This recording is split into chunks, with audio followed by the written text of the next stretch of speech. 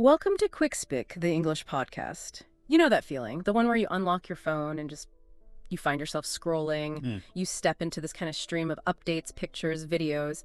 It feels curated, right? Ah. Designed to grab your attention. And it really has often a subtle impact on how you feel. It definitely does.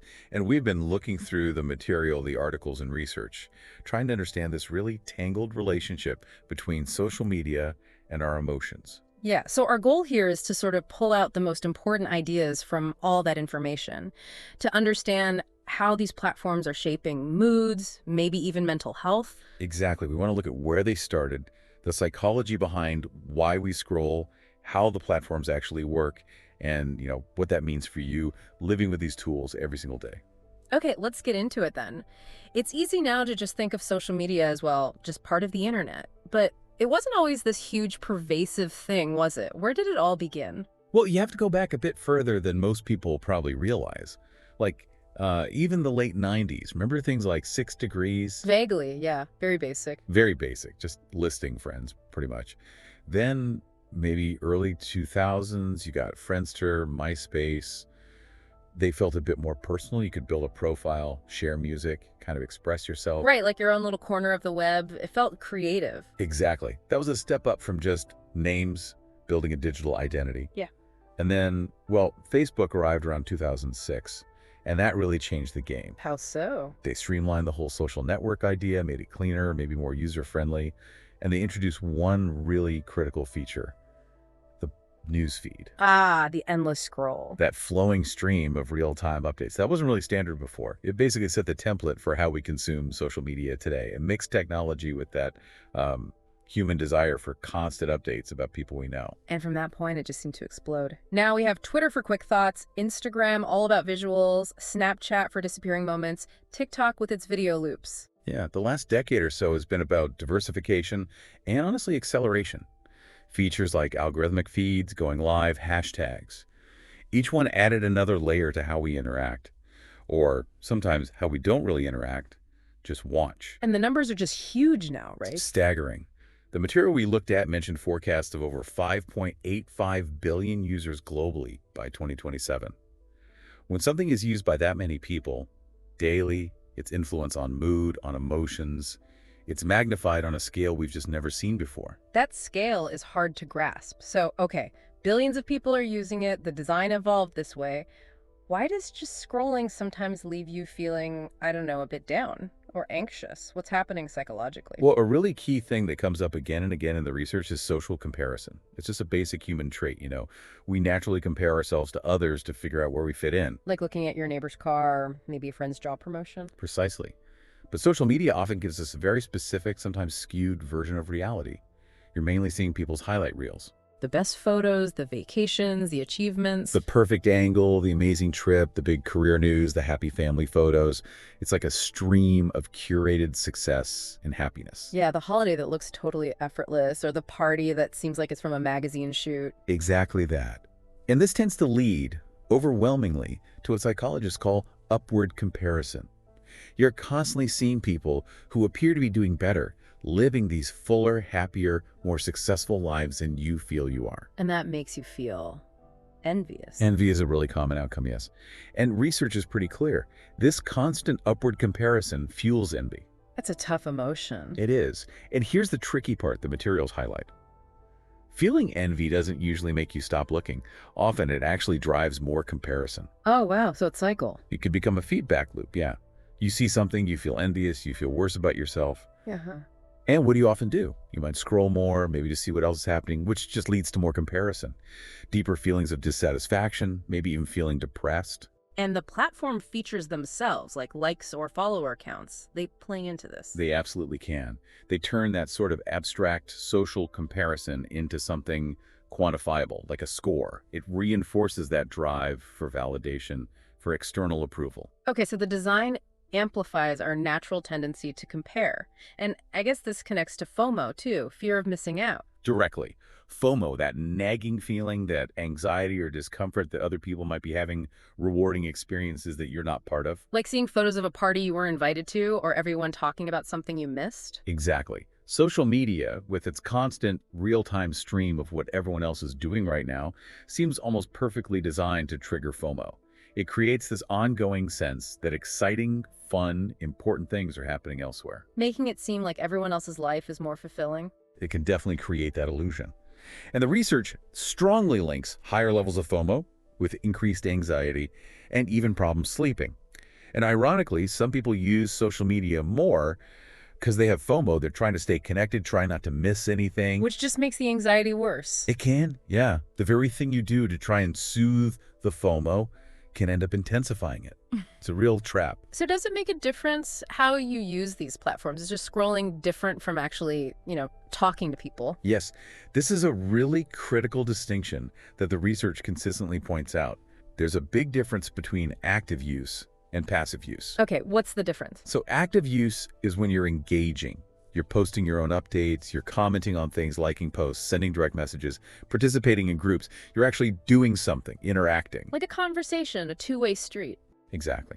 Passive use, on the other hand, is mostly just consuming content. Scrolling through your feed, watching stories, reading posts, but without really interacting. You're more like an observer, just lurking or spectating.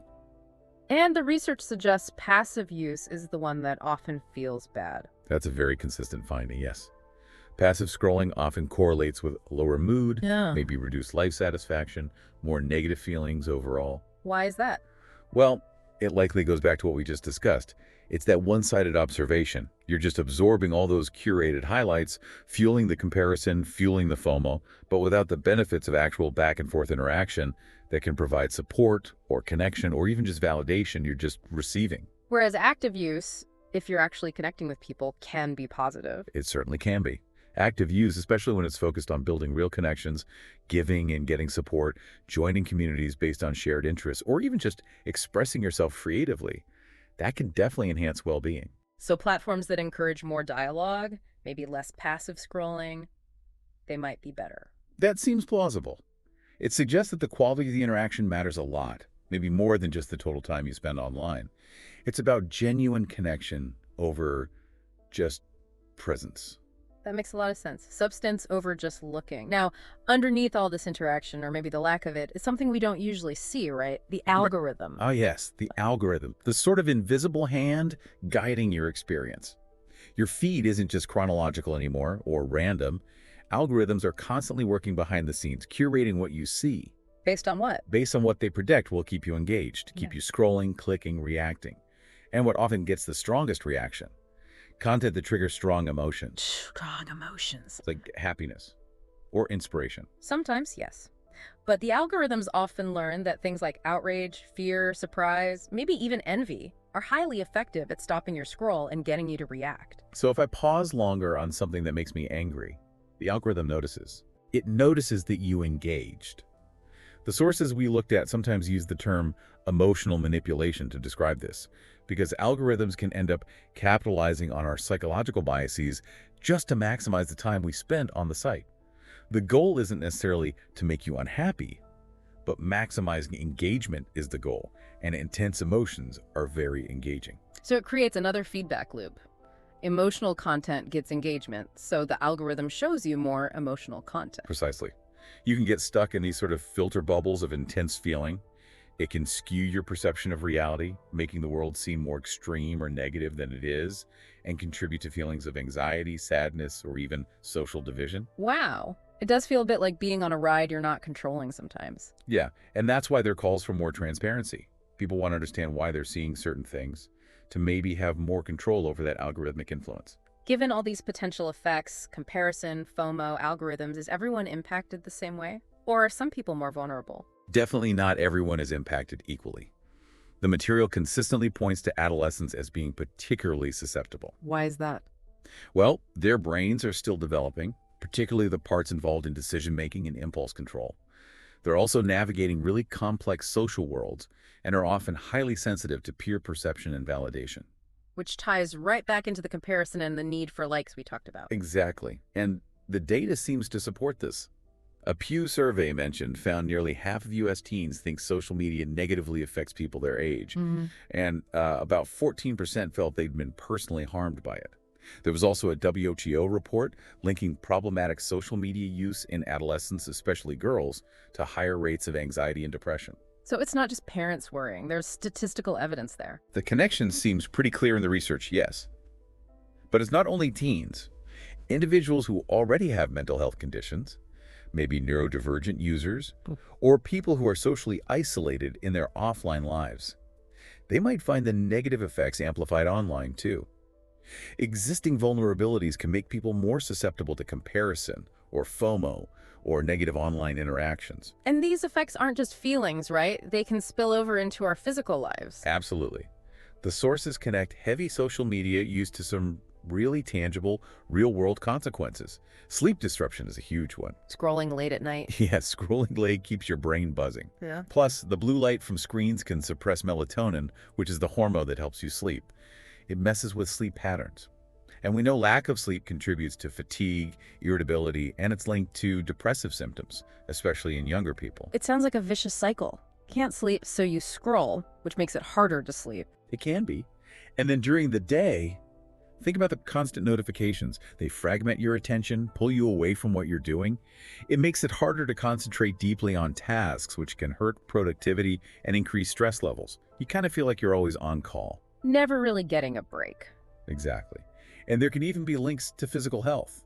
More sedentary time scrolling isn't great for physical fitness, and the chronic mental stress from things like cyberbullying or that constant comparison, that can show up physically too. Headaches, stomach problems, muscle tension. It really shows how interconnected our digital habits are with our overall physical and mental well-being. Okay, that's definitely a challenging side of the picture. But it's important to say it's not all bad, right? The material also points out real benefits. Absolutely. And it's really crucial we keep that balance. Social media can be incredibly powerful for finding social support and building communities. How does that work in practice? Well, think about someone managing a chronic illness, or maybe a rare health condition, or dealing with mental health challenges. Online groups can be a lifeline. They offer a place to connect with others who genuinely understand what you're going through. People who get it. Exactly. You can share advice, find empathy, resources, and just feel less alone. For people who might be geographically isolated or have limited mobility or even just have very niche interests, these online communities can be a primary source of connection and belonging. They can significantly reduce feelings of loneliness. So it helps people find their tribe, no matter how specific. Precisely. It can move beyond just superficial connections to offer real meaningful support. Yeah. And then there's also the power of social media for activism and collective action. Right. Organizing movements, raising awareness. Yes, it can unite people around shared causes, help mobilize groups for real-world change, amplify voices that might otherwise not be heard, and raise awareness about important issues on a huge scale. That capacity for building solidarity is a massive positive. So it really comes back to how it's used. That's what the sources consistently emphasize.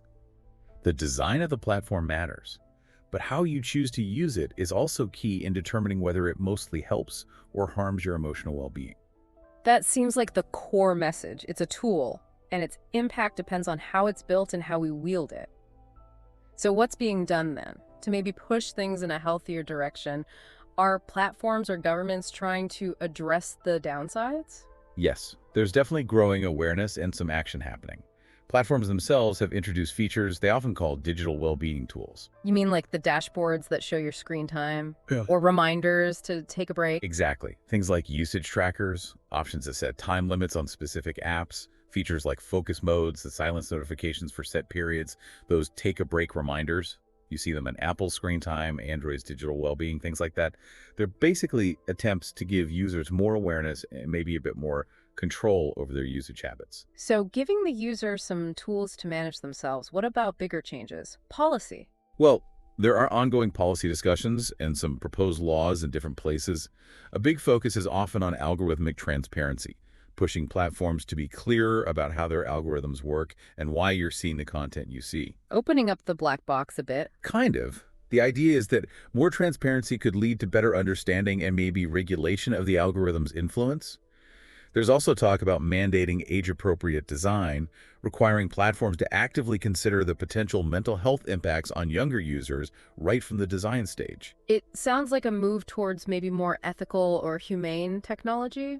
That's the language often used, yes. ethical design, or humane tech. It's about shifting the primary goal away from just maximizing engagement and time spent towards prioritizing user well-being and mental health in the actual design of the platform. Yeah, what might that look like? Ideas include things like maybe slow feeds that don't constantly refresh with new stimuli, or algorithms designed to actively diversify the content you see rather than just feeding you more and more of whatever triggered a strong reaction before. Interesting ideas. Is there still a lot we don't know about all this? Gaps in the research? Oh, definitely. The technology evolves so fast, research struggles to keep up. Huh. We need more long-term studies following people over many years to see the cumulative effects. We need studies across more diverse groups of people, not just focusing heavily on, say, Western teens. And better ways to measure things in the moment. Yes, better ways to track emotional states while people are actually using these platforms. And we need solid research to see if the policy changes and the digital well-being tools actually make a difference in the real world. It's complex. It's really going to require people from different fields, data science, psychology, design, policy, working together to figure out how to build and use these powerful tools in healthier ways. Wow, okay. We've really covered a lot there. We traced social media from those early simple networks right up to these global platforms driven by algorithms. We looked at the psychology, the comparison, the envy, the FOMO. We talked about active versus passive use, the influence of those algorithms. Right, and also who seems most vulnerable. The real-world impacts on things like sleep and focus, but also, importantly, the very real benefits to the community, the support, the potential for positive action. It is definitely a complex picture, but hopefully pulling out these key ideas, how the history shaped things, how our psychology interacts with the design, how algorithms work, hopefully, that gives you, the listener, a clearer understanding to navigate it all more consciously. Exactly. Understanding the mechanisms is the first step towards making more intentional choices about how you engage. Which really brings it back to you. So maybe the question to think about after listening is this. Now that you understand a bit more about how it all works, how can you adjust your own relationship with social media? Can you consciously shift towards using it in ways that build connection and support your well-being, rather than just passively consuming content that might fuel comparison or FOMO? Something to consider. That's a great final thought. Thank you for joining us on Quick Speak, the English podcast. We hope this discussion was helpful. Remember to subscribe for more episodes. You can also visit the website mentioned in the description for additional learning materials, like vocabulary lists and exercises based on today's topic. Until next time.